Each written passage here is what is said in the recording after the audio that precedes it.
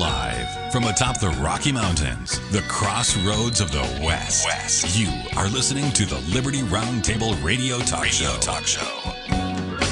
All right. Happy to have you along, my fellow Americans. Sam Bushman live on your radio. Hard-hitting news the networks refuse to use, no doubt, starts now. This, my fellow Americans, is the broadcast for July 21st in the year of our Lord 2025. This is our one of two, and the goal always to protect life, liberty, and property, to promote God, family, and country, and to do so on your radio in the traditions of our founding fathers. Yes, indeed, we use the supreme law of the land and the incredible checks and balances brilliantly placed therein by our founding fathers. It is the peaceful restorative solution we have at our fingertips. As you know, we reject revolution. We stand for peaceful restoration of the greatest country on the face of the earth. Dr. Scott Bradley, welcome back, sir. Did you have a phenomenal weekend? Yeah, there was a pretty big family reunion we haven't had for a long time on my wife's family side. She's one of 9 children, and so it's a pretty big crowd once we get together. So I think her parents had something like 43 grandchildren, and so I mean, yeah, you get together with a mob, when you do that. So I mean, I'm not calling them a mob in a negative sense. It's just that there's a gob of people. So anyway, yeah, we got together with them, and it was good to see a lot of people we hadn't seen for a number of years. But so yeah, it was a pretty good deal. So how about you? How did your weekend go? Weekend went excellent. Had a great time. A lot of different things happened in my world. Let's just talk about a couple of them, because I think a few of them are kind of interesting. The first one, let's see here. I don't know if you know this, but on July 20th, so yesterday, 1903, Chicago, I guess this guy's a Chicago dentist. His name is Ernest Fenning, P-F-E-N-N-I-N-G, Ernest Fenning, purchased the first Model A automobile from the Ford Motor Company for $850. And the interesting thing about all that is, I know they had cars before that. A few rich people had cars and all that before that. But it was the first one really off the assembly line, July 20th, 1903. They say this event marked a significant moment in automotive history. The vehicle, produced at Ford's facility on Mack Street in Detroit, featured a 100-inch wheelbase and a 10-horsepower engine. It was designed primarily to be an 8-horsepower engine, but then they upped it, I guess, to 10. The sale of this car to this doctor, Dr. Fenning, initiated what they call Ford's path to success, with the company selling 250 cars within 2 months and 1,000 cars that year. They say the advent of the Model T, then 5 years later in 1908, with its innovative assembly line production, made automobiles affordable and acceptable, changing the world. They say additionally, in 1914, and we'll get to this in just a second, Ford introduced a $5 workday wage, and they say that changed the world's standards. Now, they say this changed the economics of the whole world.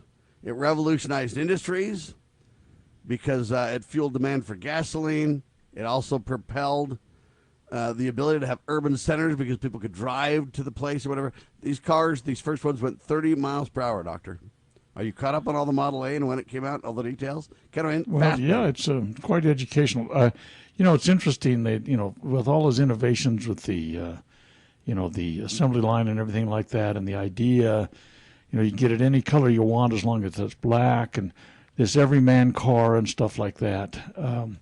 I'd be interested in giving some consideration of what $850 then compared to now it would be. And I'm guessing there's not an awful lot of difference in terms of what you could probably, I don't know. Nowadays, cars the inflation rate today has just gone astronomical to the point with cars. It's, well, to compare the reality, so that was 1903, kind of first car that everybody could buy or whatever, kind of an idea. $850. It's interesting to note that in the early 60s when Volkswagen came out with their Beetle or whatever, hey, that one was $850 to $1,100 too. Yeah, well, my dad bought one at that time, and I mean, he thought he'd cut a fat hog with it. I mean, that little air-cooled engine and the fuel economy, and I mean, he was pretty well. My dad was kind of a car aficionado kind of guy in terms of things that were different. I mean, he bought a Rambler, for example, in the 50s, but it was just Dad liked to. It was like Dad couldn't wait for the models to come out. Not girls, car models to come out every fall, for the next year and everything like that. And him and his brother would get together, and they'd the uncles, and they'd talk about the new lines on the cars. And it was like, to me, man, this was a earth-shattering event the way they treated it, But yeah, some of those cars in those days, I mean, they did change society a lot. But man alive, nowadays you can't hardly find anything for under $25,000 that's kind of a tin can almost, Well, and that's kind of the problem, and kind of a lot of the reason that I bring this up is for people to kind of understand, hey, back in 1903, the first car came out the assembly line at $850. You would think cars would just get faster, cheaper, better from there. Well, they've certainly got faster, and in many ways they've gotten better. But from 1903 to literally like and I don't know when the Beetle came out. I'd have to look it up. It's 58 or 60 or something like that. When those cars came out, they were like $850 to $1,100 as well, brand new. And now the cheapest brand new car you can buy is, I don't know what the number would be, 30 grand? 25, 30 grand, depending on? I think if you found a 25 grand one, you'd feel pretty good. Like, we got something we can, not feel too bad about. I mean, I don't know exactly. It's not like well, this is interesting. Guys. This is interesting indeed, because if you times 850 times 35, you get 29,750. That's about what a brand new car costs an average one today. It's 35 times. And what's interesting when you compare that is gold right now is about $35, $36 an ounce right there, doctor. Or silver, I mean. Silver is. Yeah. Whereas a silver dollar, used to be what it was. Well, if you compare the equivalent, it's about identical to the 35, times rule of thumb. Whatever you bought back then when it was honest money, hey, today it's going to be an average of 35 times more. Yeah, I just did a calculation. Less depending on the issue, but it's very similar. Using another calculator maybe than you did, a dollar in 1903 is worth $36.53 today. So that's the inflation calculator I use. So yeah, it's tracking with silver very closely. Yeah, and the reason that I use 35, even though you're probably correct because spot's a little higher than 35 right now, I use 35 because it's a good rule of thumb. If you take a different item, it might be a little less or a little bit more than that 35 average. But it's around a 35 to 40 times average that you can see that our wealth is lost. And everything tracks that, from a Big Mac to gasoline to, it just goes on and on and on. But anyway, very, very interesting in my mind that, hey, on July 20th, 1903, hey, you kind of had the first automobile being purchased by just an average Joe, and it more of an assembly line kind of a car. The assembly line didn't come out till a little bit after that in its full glory, but cars were super custom at first, and then this is kind of the first kickoff, if you will, the Model A, and then it morphed to the Model T and everything else. I just find that really interesting. What's with July 20th? I mean, they say they were wandering around on the moon, 56 years ago. Yeah, they weren't. Remember that? Well, you don't remember that. Maybe I remember that very well. I watched it happen. I was there. Yeah, you watched the lie occur. Is that what? Yeah, I watched it on a black and white TV. Did you believe it then? I did. No question. It was. No, I think that there's an awful lot of evidence. I mean, that would indicate otherwise. But I'm here to tell you, it was a pretty thrilling moment. Everybody, me and my buddies were crowded around a TV set, and it was like, holy cow, look at that. I mean, there was a bunch of awe going on, and it's interesting that somehow, some way, I don't know how it happens, but they say they lost the technology to get there. I mean, they had slide rules in those days. They didn't lose the technology, because even if so, AI can rebuild it. Come on, doctor. Well, no, I'm just saying slide rules. I mean, you know, I worked at a university for a lot of years, and I'd have engineering students that come in, and you know, I'd be kind of reminiscing about the old days and about slide rules and this, that, and the other. And of course, they had their fancy calculators, and they'd say, "I've never seen a slide rule." And I'd pull my desk drawer open and slide one across the desk and say, "There you go, baby. There's a slide rule." Interpolation is not alive. Liberty Roundtable Live continues. They also introduced a $5 workday. Let's talk about that for a second on your radio.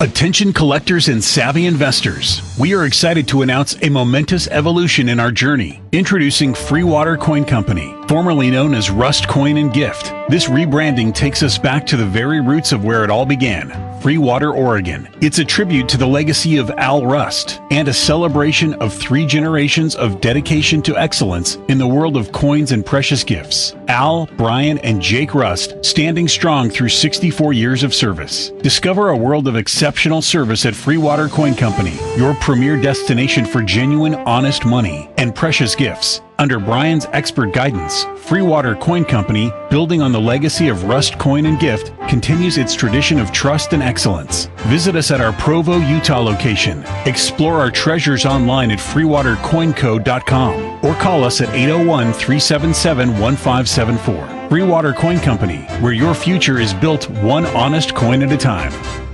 Looking for an IT partner that truly understands your needs? Managed IT Services is the answer. We meet with you regularly to discuss your goals and form a tailored technology plan. Our customers have called us a trusted advisor who delivers. When it comes to IT, we do it all. Firewalls, cloud storage, server migration, and more. Say goodbye to long-term contracts and hello to a team that earns your business month after month. Call 801-706-6980 now and let Managed IT Services transform your IT experience. Have you ever had great honey? No, I mean really good, all-natural, raw honey? Well, now you can, thanks to localhoneyman.com. We can ship out our locally made honey all across the U.S. So don't worry, you won't miss out. Plus, Local Honeyman has so many different flavors, like Utah Wildflower, High Desert Delight, Happy Valley, and Blackberry, just to name a few. So purchase your delicious raw honey today at localhoneyman.com.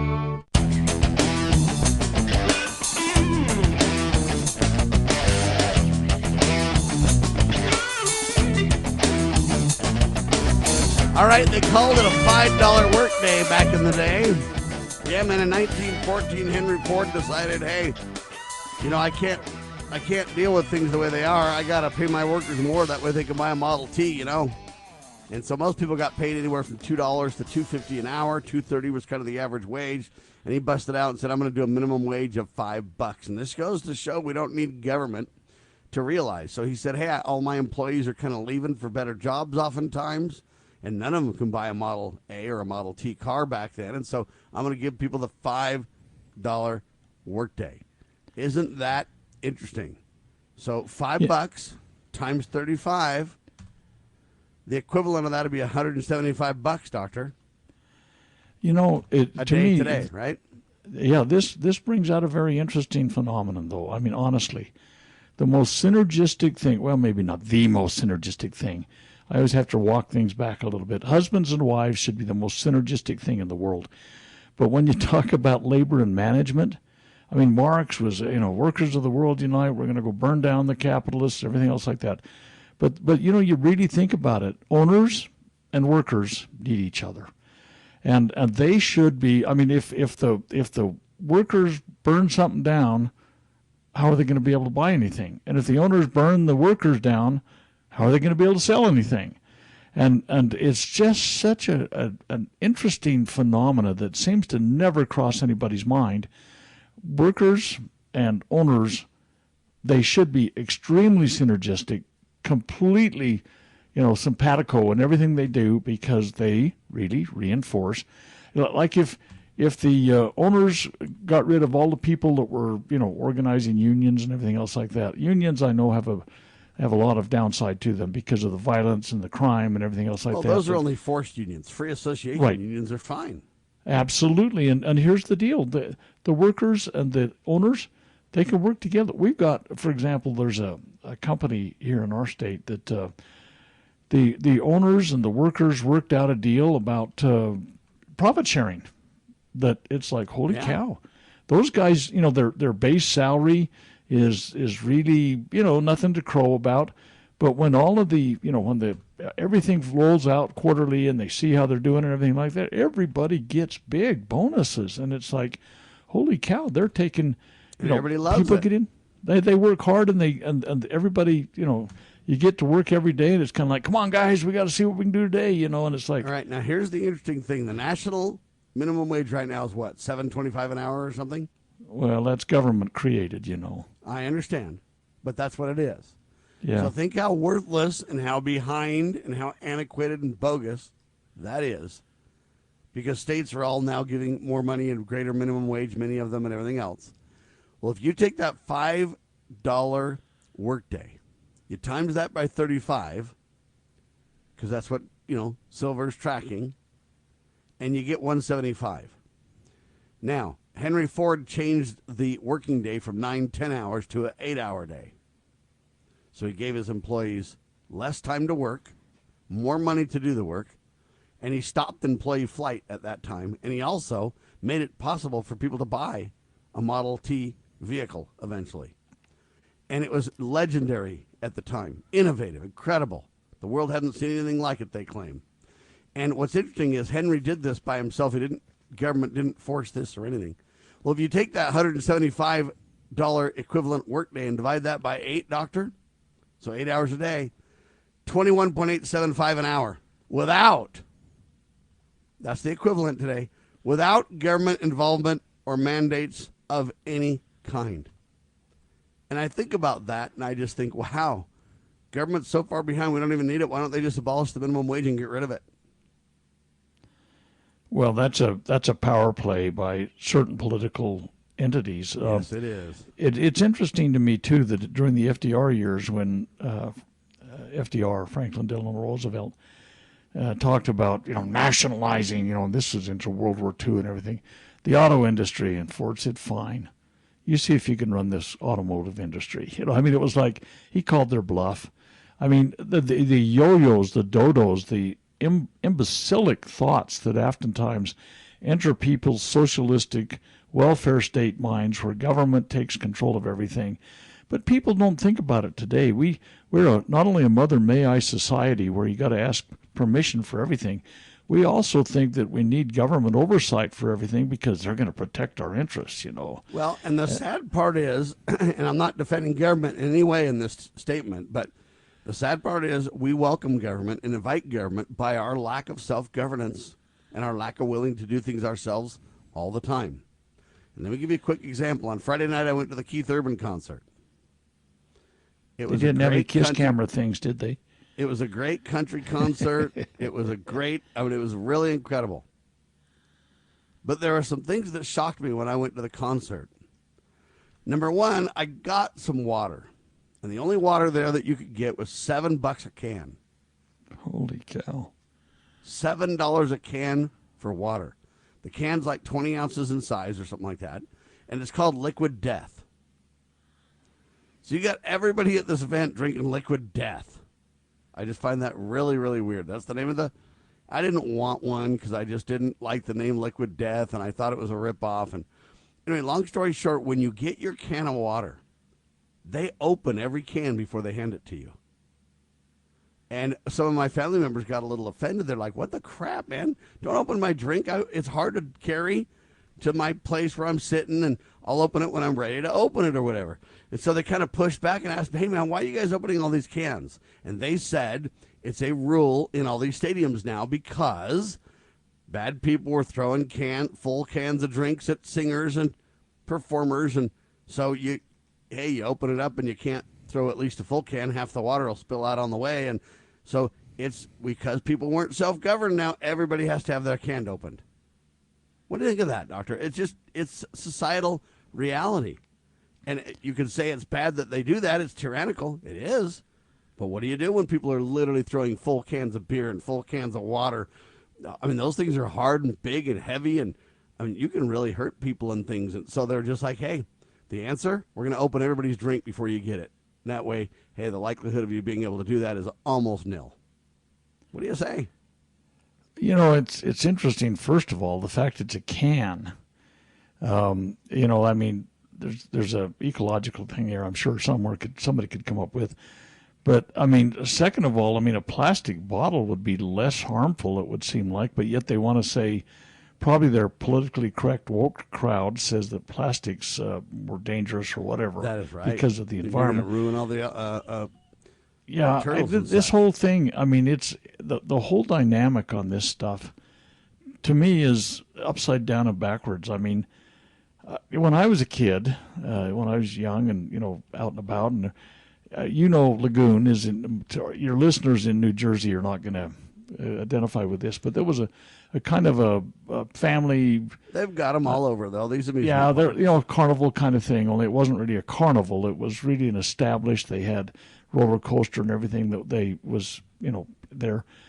I mean, the Beach Boys used to come there. The Doors used to go there. I mean, it was just a summer evening out, you know, instead of one of these concerts that was 20, 30, 40,000 people showing up with a $200 a ticket. I don't know what your tickets cost you, but I mean, they're $1.50 to get in, you know, and I mean, you have no idea what tickets cost now, buddy. It's big. No, I don't. But I you just can figure don't. it out, Doctor. Well, I could, but you know what? I don't give a hang about the most of the, I mean, what's her name? Taylor Swift. I could not care less about what that girl shows up for. You know? I mean, it's just, it's bizarre to me, the phenomenon that we attach to a lot of these people. And I just, to me, it's unfathomable. And I guess I just have been so disconnected from society for so long. Maybe I ought to go out more. I don't know. How much did your tickets cost you? Can't remember. Don't know. Oh, okay. But they're expensive. I mean, you got to pay 50, 60, 70, 80 bucks a ticket or you're not going. Well, then you get to show up on the Kiss Cam. The second time I brought this up, you know. But well, I don't care if they show me on the Kiss Cam. Yeah, well, that's the problem is that... Why would I care about that? If they want to show me and my wife and how long we've been in love and everything else, that's phenomenal. Tell the world, baby. That's all I'm talking about. Now, I realize it backfires in some circumstances there. I'm not in that situation, and I'm not interested in being in that situation. You know, those memes are going to maybe characterize 2025. You know, I think that's going to grow legs. That's right. Anyway, so I found the Keith Urban concert interesting in that it was a great concert. But this is an example where I kind of mentioned my point about government, which is, hey, you know, I attend a Keith Urban concert. Makes total sense for me to go. Fun. But they open my drink. Yeah. Why? That's kind of the deal. People need to kind of understand, hey, you lose liberty when people just aren't self-governed. What are you throwing cans of things at rock stars or people in the first place to where that would be warranted? The next thing that was interesting is the weather on concert night, Doctor, that I wanted to kind of mention. I don't even know how to say this, but there was zero... I don't know how to say it. There was zero reports of any rain. And so we thought this is great. We didn't bring a jacket or anything. We just thought it's going to be a warm night. It's going to be great. No evidence of any rain or weather of any kind. Except for about an hour and a half before we got there, they said the weather's coming. Turned out that it rained on us for probably 20 minutes solid. And then it cleared up and we had a great night. But it's fascinating to me how they had no knowledge, at least they claim, of any weather. And then all of a sudden, boom, and then it happened. And you got to wonder two things. Are they that ignorant about predicting the weather? Or did someone say, we're going to create a weather event? I want to get your take on this, Doctor, when we get back. Hang tight. Liberty Roundtable live.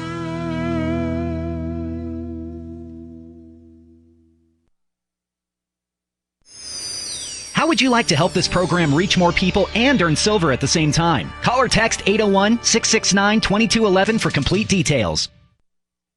News this hour from townhall.com. Amrit Thomason. Harvard University and the Trump administration facing off in court today. It issued $2.6 billion worth of federal funding cuts. It's a pivotal moment in the university's battle against the federal government. The university says the government's using the funding as leverage to control its academic decisions after they rejected the demands in a letter from an anti-Semitism task force. They wanted changes to Harvard policies on campus protests, admissions, hiring, and other matters. Harvard President Alan Garber pledged to fight anti-Semitism, but said no government should dictate what private universities can teach, who they admit and hire, and which areas of study and inquiry they pursue. I'm Jennifer King. President Trump calls him an illegal alien monster. The president referring to a 21-year-old Dominican national accused of shooting an off-duty Border Patrol agent in the face during a robbery in New York City.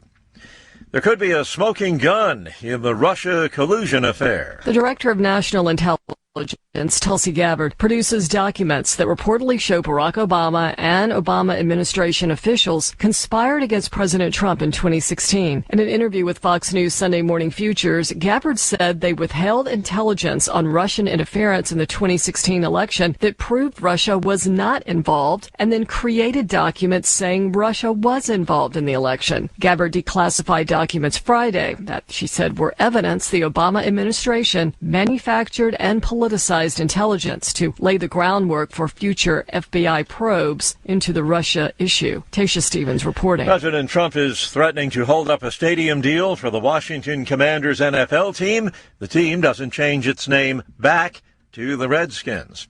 Watching Wall Street, stocks positive so far this morning. The Dow is up about 51 points. NASDAQ ahead 140. More on these stories at townhall.com. Hi, it's Mike Gallagher. You work hard, you build wisely, your home has become one of your greatest assets. If you're staying put this summer, this might be the perfect time to put that equity to work. Whether it's funding a second home, helping your kids get their start, or simply creating more margin in your financial life, Mike and Brian at Fellowship Home Loans are the only ones I trust to guide you through it. They've done loans for my family. They tailor every loan to fit your goals. Fellowship is a direct lender and operates with your best interest in mind. If you're looking to access your equity through a refi or exploring a HELOC for some cash this summer for a second property, or maybe tackle those updates you've been putting off, start with people you trust. People I trust. Go to fellowshiphomeloans.com/Mike G. fellowshiphomeloans.com/Mike G. or call 800-510-MIKE. 800-510-6453. Fellowship Home Loans. Mortgage lending by the book. Nationwide Mortgage Bankers, DBA Fellowship Home Loans, Equal Housing Lender, NMLS number 819382. As you are aware, America is divided over every fault line possible. This is intentionally fostered by those who do not love God, family, or country. We believe a peaceful future as a free people absolutely depends on civility. Clarion Call for Civility is looking for funding and volunteers at every level to make our hopes and efforts a reality. Please donate, sign our pledge, and help us in our sacred cause. Please visit callforcivility.com for more details. Callforcivility.com. Bypass the mainstream narrative with Liberty News Radio at libertynewsradio.com. Engage with charismatic hosts live or on demand. We cover the crucial news focused on God, family, and country. News that other networks simply refuse to use. Think of LNR's hard-hitting news and podcasts at your fingertips, anytime, anywhere. Join us at libertynewsradio.com. Empower your day with the truth, because the truth will set you free. libertynewsradio.com. You know where the solution can be found, Mr. President? In churches, in wedding chapels, in maternity wards across the country and around the world. More babies will mean forward-looking adults, the sort we need to tackle long-term, large-scale problems. American babies in particular are likely going to be wealthier, better educated, and more conservation-minded than children raised in still industrializing countries. As economist Tyler Cowen recently wrote, quote, "By having more children, you're making your nation more populous, thus boosting its capacity to solve climate change. The planet does not need for us to think globally and act locally so much as it needs us to think family and act personally. The solution to so many of our problems, at all times and in all places, is to fall in love, get married, and have some kids."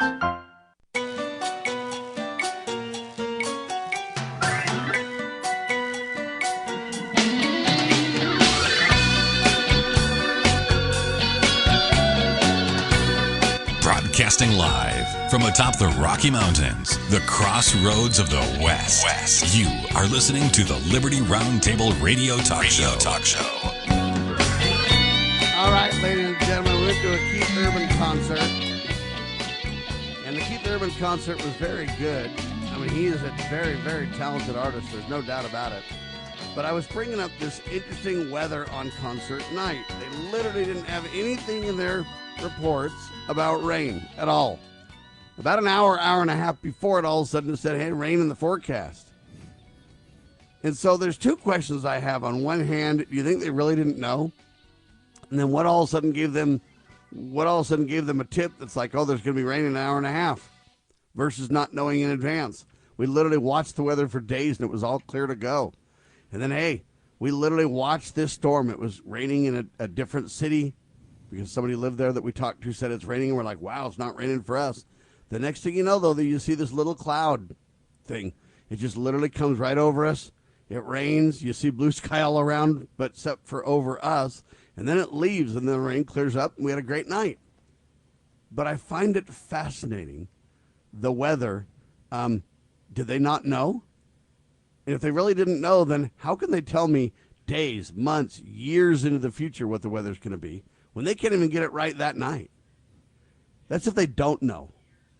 If they do know, then did somebody higher up come to them and say, hey, we're going to send a little weather blip over there. You know, we're kind of experimenting on the people and such. Well, you say, well, that's weird. I agree, 100%. But then here's the next quick little tidbit. And then I want the good doctor to kind of give us his take on this thing. So we're literally outside playing yesterday after dinner. People are outside. They're talking. They're sitting at tables. All of a sudden, it starts getting kind of windy. We feel like it's going to rain. It starts to sprinkle a little bit. So most of us went inside. Well, one person tried to come inside, but there was like a burst of wind. This is a full-grown adult male who's climbing up the stairs to go into a house, and the wind literally knocks him flat out down. He literally falls down and gets trashed, landing on his hands and knees or whatever. And it was such a burst of wind that it was like, whoa. And he came in and he was all shaken up. And it's like, what the heck happened? He's like, I don't know. And we all watched this go down. And you look at this and you just go, is that like just the weather, or is there more to this? What do you think, doctor? Because the jury's out. Everybody's talking about the weather right now. Congresswoman Green saying we got to make laws against this kind of stuff. They did cloud seeding before the floods in Texas. A company called Rainmaker did that 2 days before the massive flood. Then they say we have nothing to do with it. Then we bring up all this stuff about Vietnam where they know they have the ability to do it. And it absolutely makes a difference. And your government's lying. The question is, where is it? I agree God's the ultimate weatherman. But at the end of the day, what do you think of this, doctor? What do they not know? Or do they know to the control degree?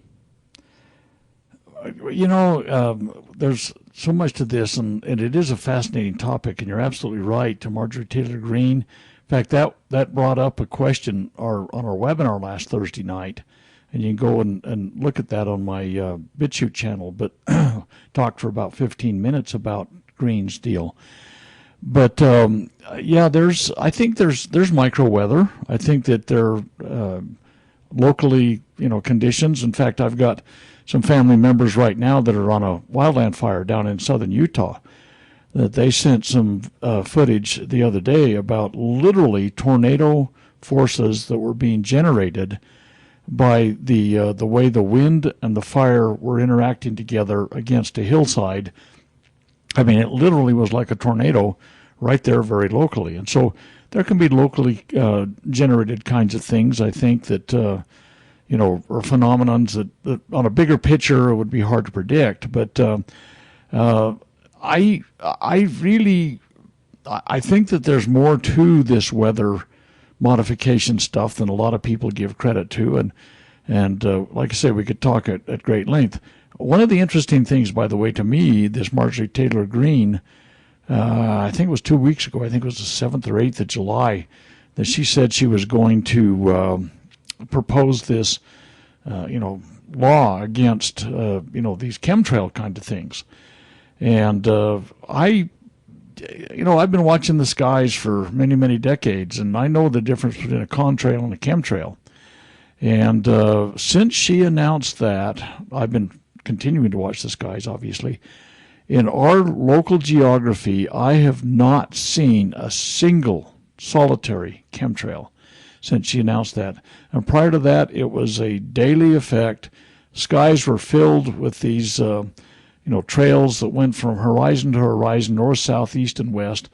And it's interesting that there has not been a single one since she announced that. I'm thinking, wow, keep it up, Marjorie Taylor Greene. But, the isolated things, summer storms happen. You guys got the lake effect down in your area to some degree where, something happens as, weather or at least a temperature change moves across the lake and might pick up moisture and those kind of things. I think the locally things, I can see local phenomenon causing the big, broad, weather things. I think there's a lot more effort to control that. There's a natural there, or do you think they're controlling it? I think there's a natural what happened to you. I think what happened to you. Yeah, I think that was, but it's only my opinion. I mean, it's worth what you just paid for. And I don't know what it is either. I'd have to lean towards natural because I don't have any proof otherwise. But what's weird to me is they knew nothing about it. They didn't know that there was going to be any rain coming. And so how are they going to tell me that they can't get it right for my concert on Friday night? And literally then they're going to tell me days and weeks and months into the future. I mean, they barely got this one an hour and a half before it came. Well, I could have told you that because if you looked in the sky, it was coming from this other city that I told you, and I knew it was coming our way. So I could have predicted it literally hours in advance without any high tech, with at least a couple of hours in advance. And so, did they really not know? If it's all natural, then they really didn't know. And man, anybody in their right mind should say these clowns shouldn't be able to deal with the weather and make these pronouncements. And I mean, I appreciate when they try to get it right and everything, but I just look at it and go, man. I think God tricks us. He tricks us occasionally. By the way, it kind of reminds me of when we were at Mount Vernon a few years ago. Remember it was a cloud dump that was on us when we were at Mount Vernon. I mean, I remember we went in the restrooms after, and I look over there, and there's Sam sitting underneath one of those hand dryers. The hair dryer. I mean, I am telling you, Sam looked like a little drowned duck. Yeah, I mean, it had poured on us, and we had no preparation. So anyway. So that's what I mean, is it's just fascinating, and I'm not trying to down the weather people or whatever. I guess what I'm saying is this. We can't trust government. The fact is they lie, and I don't really know how advanced their capabilities are and how much they're tampering with things. But I have to believe when Rainmakers puts a bunch of cloud seeding up there, 2 days later the gnarly flood comes, and then they say, oh, science couldn't have done that. There's no way what we did had anything to do with it. I'm not buying it, doctor. So where this goes, I agree, God's in charge of the weather. He's the ultimate weatherman. There's no question. At the same time, I wonder how much they're tampering with it and how much they really know. And I wish we'd get to the truth. But now this, what is it, DEA expert? No. Is it DEA? One of these agencies, experts, saying, hey, there's not really much to this. It's not near what you think it is. But the problem is the more the government denies, the more they create a conspiracy out of nothing if it's really nothing. And why the big conspiracy if it's nothing? It's just very strange, Doctor. Yeah, it is. And the things do kind of tend to grow legs. The more you get government agents in there dinking around with the message that they're sending out. I mean, it's kind of like this Epstein thing. I mean, that's another meme for the year, I think, how this is kind of blown.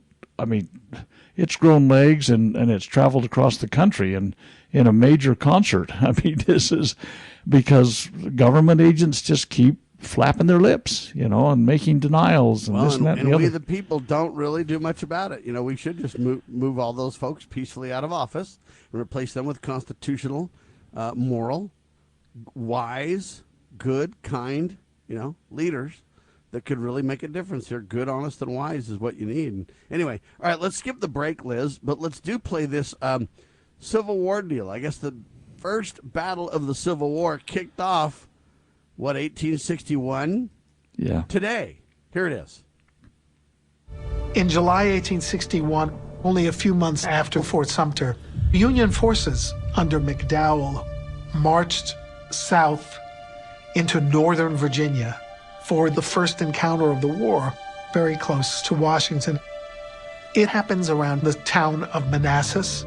The battle is alternatively called Bull Run because that was a creek on the battlefield.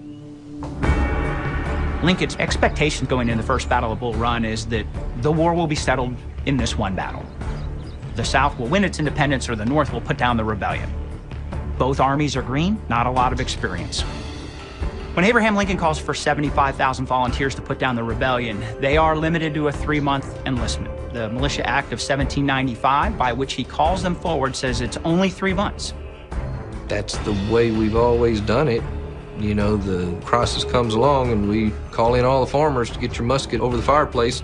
And when the war's over, we send them home to be farmers again. Lincoln recognizes that his men are not well trained, but politically, it would have been an abject sin to send all those soldiers back home if they hadn't been used in the first place. The reality is the overwhelming sentiment on both sides was, let's get an army out there and get it done.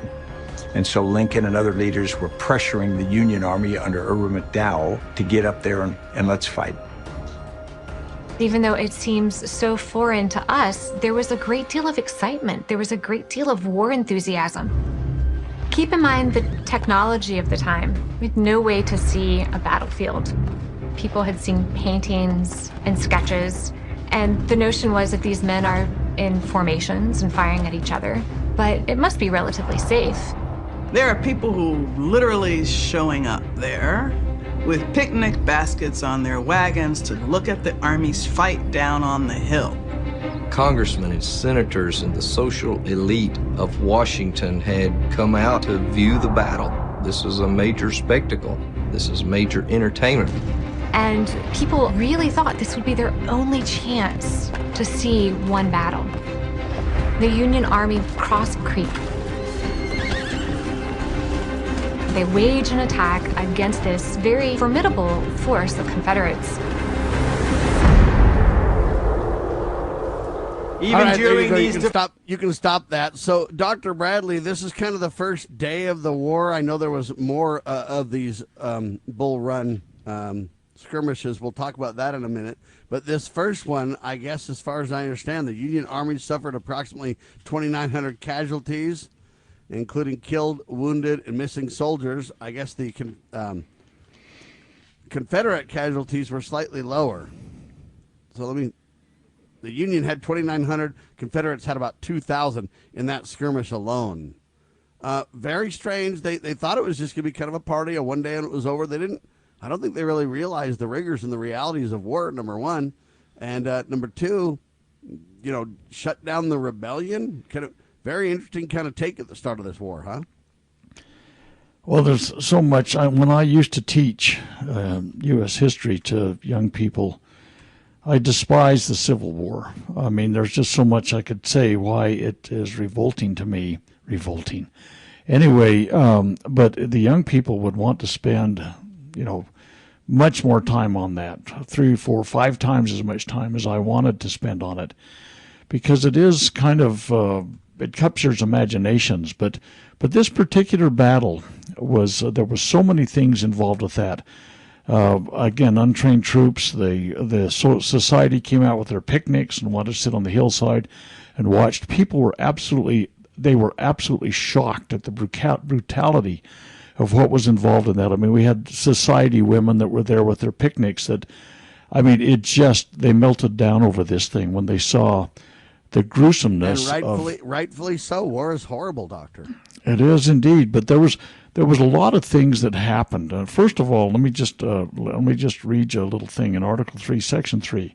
Treason against the United States shall consist only in levying war against them, or in adhering to their enemies. Yeah, in other words, Lincoln committed treason. He did commit treason. He invaded the South and went to war against Virginia. Okay. There was a lot of factors that entered in there. These are inexperienced troops. Yeah, there's that there. But there was this one dude named Stonewall Jackson. Well, that's what he became to be known as. And he held his ground. And that's how he got the name Stonewall Jackson. He was not going to bend. He was right, by the way. And this was this was an invasion against a southern state, number one. Number two, I think the reason God, and I think God intervenes a lot more than what we think he does in a lot of, I mean, maybe not more than you and I think, but I believe that it was a defensive war, that the people of the South were defending against an invading force. And I think that swayed the battle completely. Of course, the Virginia Military Institute guy, Thomas J. Jackson, was I think God's hand in that day, if you will. But honestly, the Union forces got their butts kicked. They got them handed to them. But it was all of the brutality of it. I mean, it was a precursor to everything that happened and the rest of the war. And it was absolutely horrific. But it was just a foretaste. And it happened 21st of July, 1861. And again, I to me, the Civil War is it was totally unnecessary, completely. Oh, for sure. I mean, but for sure. But the people reason get this war right thing now, though, is number one, it's historical that I want people to know. But the first Battle of Bull Run demonstrated the harsh realities of war and foreshadowed the grueling conflict that would follow. And I want people to understand that, because in our day, I think people kind of glorify war and they think, hey, bring it on. The sooner we, whatever, the better. And I don't think these people have any idea what they're talking about, Doctor. I really don't. I stand for peace. I don't want war. Hey, we'll do what we have to do to defend our God-given inalienable rights if it really comes down to it. Don't misunderstand me. I'm not, saying that there's not a righteous defend your wives and your children and your sacred honor, and there is. But we really want to do everything we can not to get there, because when we get there, it will not be a pleasure cruise. There will be carnage, disaster, sadness. People have no idea. And I think we're kind of at the same spot in history as it repeats itself, where we kind of think, oh, this will be awesome. This will be incredible. The wives and children can get picnic baskets and go kind of watch it, and, hey, it'll be fine. They have no idea, Doctor. No idea. Indeed, they do not. And here's the deal. We've sanitized war. We send our war dead's bodies to Dover and get them all spiffied up and put them in caskets and bring them back. And we have this flag-draped coffin and everything like that. The Revolutionary War, again, if people don't make the connection, Revolutionary War happened before the Civil War. But in those things, those guys that were on Lexington and Concord's, fields, they took the bodies home to the families. They picked them up off the field and went home and laid them on their bed so that the family could prepare them for burial. I mean, the reality of war faced those people, and we've sanitized it to the point. I mean, Lindsey Graham, he never saw a scrape around the world that he didn't want to kill some Marines in. But the fact of the matter is, these are real people, real families. The effects are beyond measure. Right now, the latest statistic I read, 22 veterans kill themselves every day because of PTSD-related stuff. A lot of that is what they've observed. A lot of it was what they did. A lot of it is guilt. I mean, there's a lot of things that go into that, and I'm not going to try to psychoanalyze that thing. But if you got people that make it through war, and 22 of them every day, every single day in the United States, 22 veterans kill themselves, it's an epidemic. And there's some stuff there's an undertow of things, and Americans just don't have a clue. Like I say, during Vietnam, there was kind of a grittiness that happened on your TVs every night. You got to see somebody reporting from some battlefield somewhere, and the blood on the bandages and the dead bodies laying around and all this kind of stuff. That war was decided by the television portrayals of that, I think. I think that war was fought on the TVs, and that's how America got their hearts and their minds and their stomachs sickened to the point that they wanted out of this thing. There was no reason for us to be there. But here today, now, when you drop 2,000-pound bunker buster type bombs in some city halfway across the world, and we have no idea, and we say, oh, our troops aren't dying, we're just sending airplanes in with big bombs, and we send our surrogates there, there's still real people dying. And people do not understand the ferocity of modern war. I mean, it's not a few guys running into each other with bayonets. This thing happens with huge impact. I mean, to me, we have just been sheltered to the point that we're going to get a comeuppance someday. And if stuff happens and it's more personal, the brutality of it. This is a movie. I know it was a movie. I remember The Patriot, Mel Gibson movie, and he was against the war when they were meeting their little legislative body, and here he is, he was a war hero from the French and Indian War. Everybody figured he was all on board to go, fight, and he knew better, my friend. I'm not going there, he said. Yeah, your wives and children are going to see things you don't want them to see.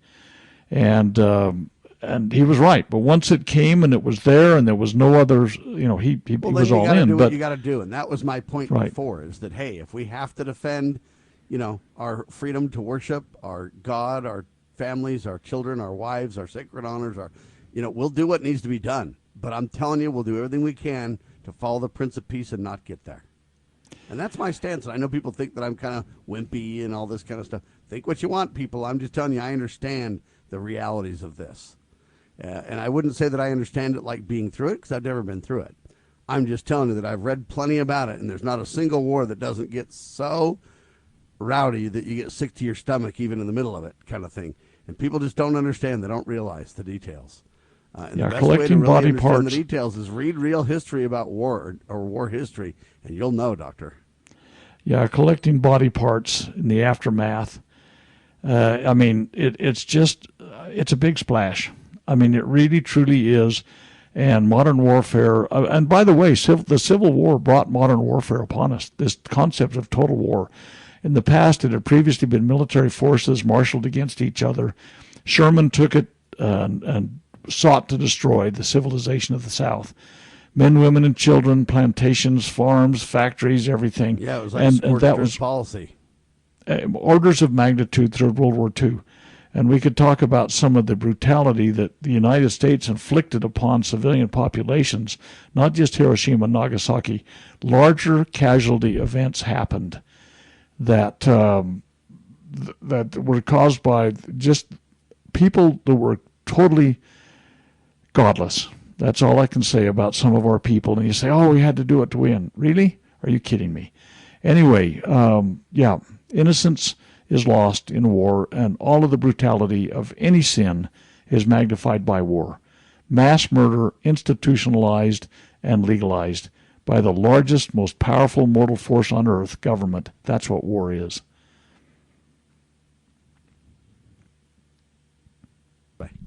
Yeah, I don't know where to go with this except to say this, folks. I know that history repeats itself, and I know people are we're kind of pretty excited about war. We kind of, whether it be around the world right now or eventually domestic, we seem to be pretty excited about it. And I want to basically quell that excitement and say, folks, this is not an exciting discussion. I pray it doesn't happen. And I pray that we can somehow get peaceful. But at the same time, I look at it and just go, I don't think anybody's paying attention to me. No, I was in a class, a night class, when the first Iraq war started, and they brought a TV and everyone was so excited. I just had to put my head down and weep. I mean, literally, the excitement, enthusiasm, and it's like you people don't know what's happening on the ground. The class was just cheering. Shock and awe, baby. Folks, all I can tell you is pray for peace. Do everything you can to advocate for peace. After all, we follow the Prince of Peace. If we can repent, he'll heal our land and protect us, people. Don't look towards the arm of flesh and war. Look towards your God, would you please? For Dr. Scott Bradley and Sam Bushman, thanks for listening. freedomsrisingsun.com, lovingliberty.net. Spread the word, share the love, and God save our republic.